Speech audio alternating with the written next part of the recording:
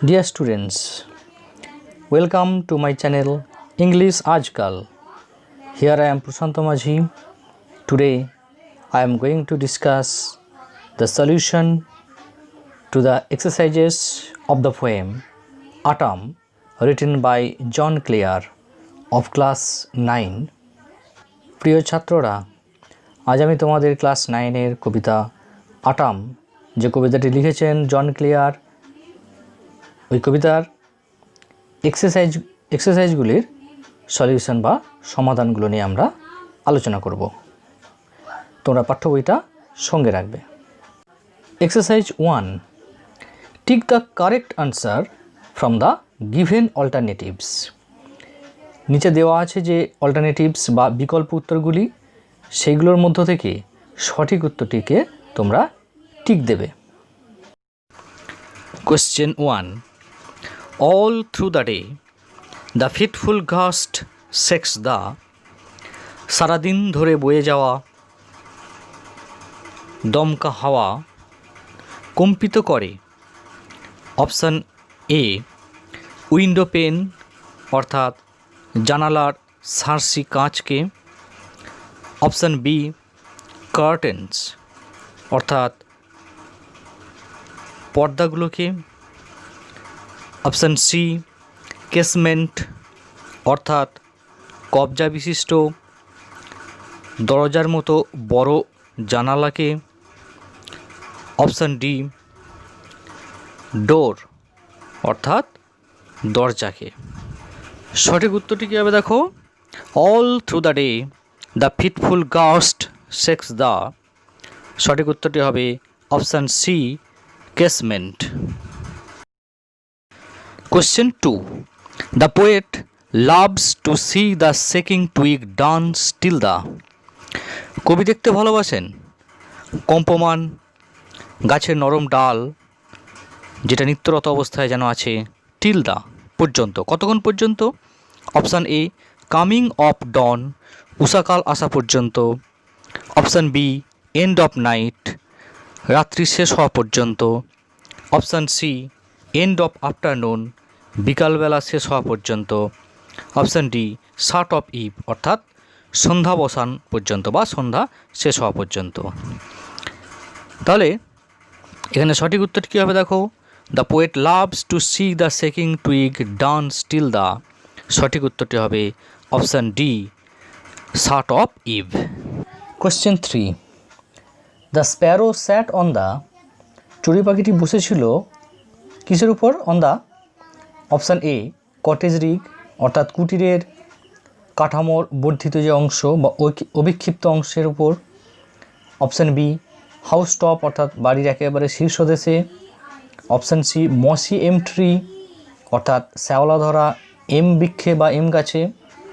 Option D ক্যাসমেন্ট অর্থাৎ কবজা বিশিষ্ট দরজার মতো যে বড় জানালা সেখানে। তাহলে এখানে সঠিক উত্তরটি কী হবে দেখো, সঠিক উত্তরটি হবে অপশান এ কটেজ রিগ। ঠিক আছে। Question 4, the pigeons nestled round the, পায়রাগুলি নিরাপদে আশ্রয় নিয়েছিল রাউন্ড দ্য অর্থাৎ চারিদিকে। কিসের চারিদিকে? অপশান এ কেজ খাঁচা। অপশান বি কোট বাসা। অপশান সি ব্রাঞ্চ গাছের শাখা প্রশাখা। অপশান ডি হিথ অর্থাৎ ঊষর প্রান্তর বা অনাবাদি জমি। তাহলে সঠিক উত্তরটি কী হবে দেখো, the pigeons nestled round the. সঠিক উত্তরটি হবে option B cote. Question 5, the cock was crowing upon the, মোরগটি ক্রোয়িং অর্থাৎ চিৎকার করছিল বা ডাকছিল আপন দ্য কিসের উপর? অপশান এ ডাংহিল গোবরের স্তূপের ওপর। অপশান বি লি অর্থাৎ ঘাসে ঢাকা জমি তার উপর, নাকি অপশান সি ট্রি টপস গাছপালার উপর দেশে বা শীর্ষ দেশে। অপশান ডি মিল সেলস, অর্থাৎ উইন্ডমিলের যে ব্লেড বা ফলক সেইখানেতে। তাহলে এখানে সঠিক উত্তরটি কী হবে? সঠিক উত্তরটি হবে অপশান এ, ডাং হিল, গোবরের স্তূপ বা গাদার ওপর। কোশ্চেন 6, দ্য গ্রান্টিং পিগস, ঘট ঘট শব্দ করা শূকরগুলি। অপশান এ, ওয়াক স্লোলি, ধীরে ধীরে হাঁটছিল। অপশান বি, স্ক্যাম্পার বাই, কিচকিচ শব্দ করতে করতে যাচ্ছিল। অপশান সি, স্ক্র্যাম্বল অ্যান্ড হারি, অর্থাৎ হুড়োহুড়ি করে এবং তাড়াতাড়ি করে যাচ্ছিল। Option D, dive and swim, অর্থাৎ জলে ঝাঁপ দিয়ে সাঁতার কেটে যাচ্ছিল। তাহলে সঠিক উত্তরটি কী হবে? সঠিক উত্তরটি হবে অপশান সি, স্ক্র্যাম্বল অ্যান্ড হারি, অর্থাৎ তাড়াহুড়ো করে যাচ্ছিল। Exercise 2, answer the following questions within 25 words. নিচের প্রশ্নগুলির উত্তর দাও 25টা শব্দের মধ্যে। Question 1, what happens to the leaves of the mossy elm tree in আটাম?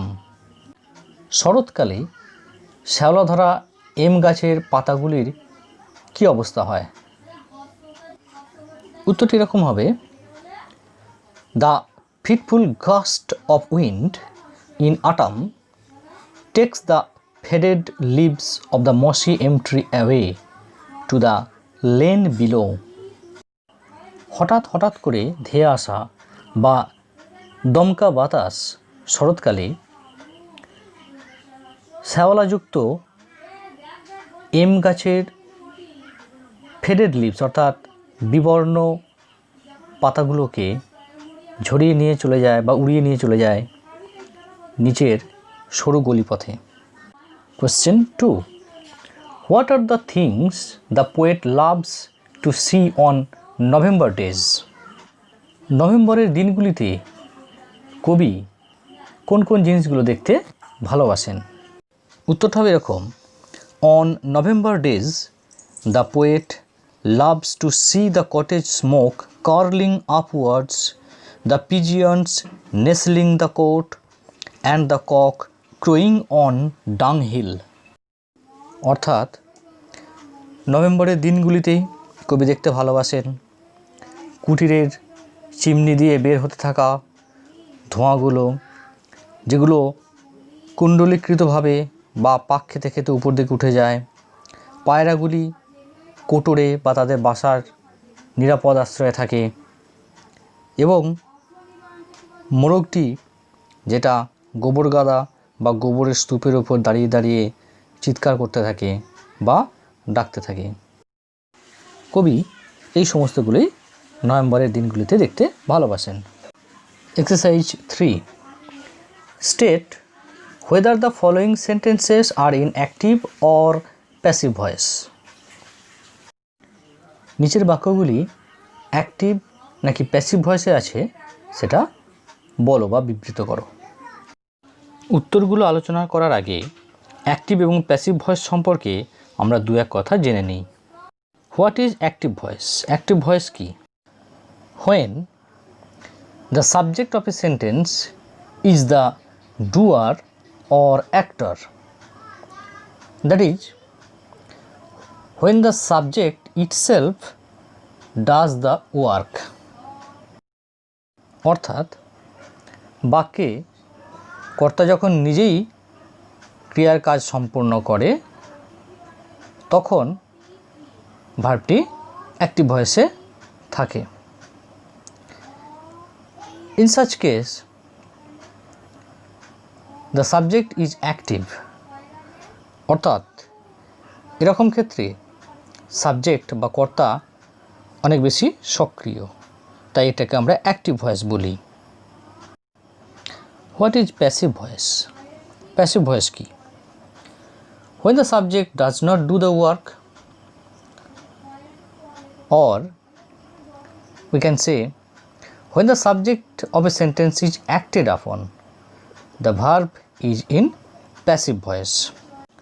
অর্থাৎ যেখানে দেখা যায় যে কর্তা নিজেই কাজটি করছে না, বরং তার উপর করা হচ্ছে কাজটি, অর্থাৎ তার দ্বারা করা হচ্ছে।